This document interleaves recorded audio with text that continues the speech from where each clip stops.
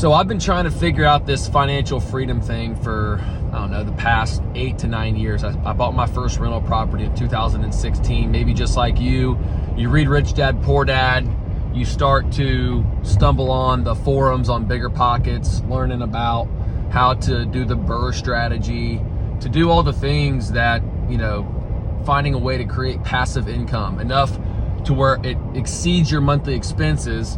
Therefore, you can go do whatever that you want with your time. You're not, tied to a desk, or you don't have to show up to work every day if you don't want to, because you've got more passive income than monthly expenses.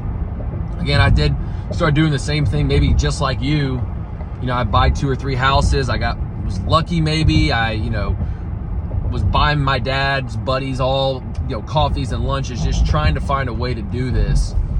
And I was fortunate because I started to discover, creative real estate, things like, subject to buying properties, owner financing, and I got up to about 55 houses up at one point in Kokomo, Indiana.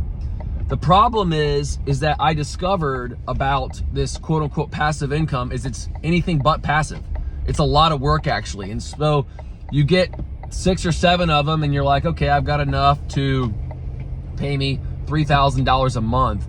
But then the AC goes out and then a tenant leaves, and all at one time, then you're like, whoa, now I'm out like $8,000 because I've got to go turn the unit and I've got to go buy a new air conditioner. So it's not necessarily that passive. You got to pay the contractors, you got to have, and then you say, well, let me go buy maybe another 5 or 10. Let me, if I can find a way to get to like 15 houses, then I can hire a property manager. And at that point, then I'm not working in my business. I'm just working on my business. That's what they say. And then it's really passive. Then I can go drink Mai Tais at the beach. Again, you get to about 15 of them. You hire this property manager. You try and keep scaling up. But the problem is that your property manager starts to skin some extra cash off the top. And then all of the money that's on, the online portal, when you're going back and forth and you're reconciling your books for the month, it's not adding up.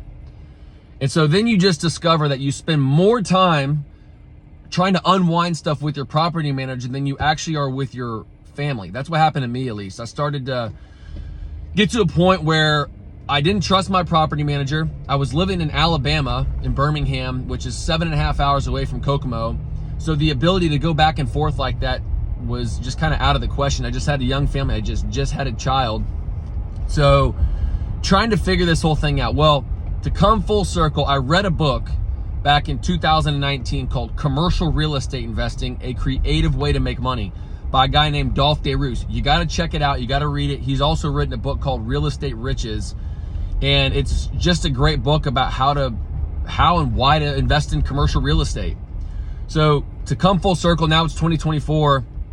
I've sold every one of my single family houses, and I now own we closed on a building a couple weeks ago. It got me to 201,000 square feet of triple net lease commercial real estate. And the biggest key for me, I think I've discovered, is every deal is bigger. The debt is easier to acquire because when I'm borrowing money from the banks, they're not necessarily looking at me, the borrower, as the most important attribute of the debt. It's actually the tenant's balance sheet and their ability to pay rent, so that way I can pay the debt service. So the debt is easier to acquire because you've got a business that's actually really the strength of the debt. Again, every deal has an extra 0 on it. And I think most importantly, because the leases are triple net, then that means the tenant is responsible for paying all the outgoings and the expenses. They pay the property taxes, they pay the insurance, they maintain the building.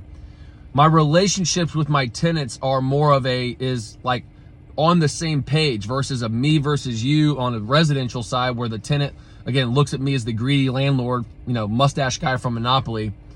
We're actually trying to work together to create an efficient business relationship. So like, if I can provide my tenant with a watertight space, my tenant's going to be able to run their business more efficiently. I'm staying out of their way, and they're able to, again, squeeze more juice out of their business and their holdings. So if you're trying to figure out, or you're right where I was trying to figure out how to become financially free, and you're listening to what they say on BiggerPockets, the solution is not buying more houses. That is not the solution. It's a lie what they say online. It is not true.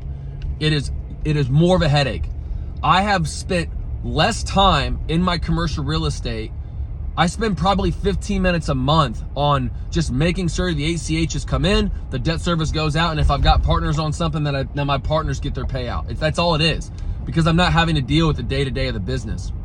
So if you're trying to figure out, what it looks like to get on the other side, I would highly encourage you to read that book, number one, but then also join some type of group of similar-minded people that are all trying to take action and accomplish something, whether it's my mentorship and mastermind, whether it's something else, or you can find somebody else that's online. But don't buy more houses, go and buy industrial warehouses. That is the solution, because again, every deal is bigger, the money is more passive, and you'll be able to create financial freedom with like 2 or 3 deals versus having to own like 50 houses. So that's probably my best piece of advice from just some guy that's just hit the 200,000 square foot mark. Good luck.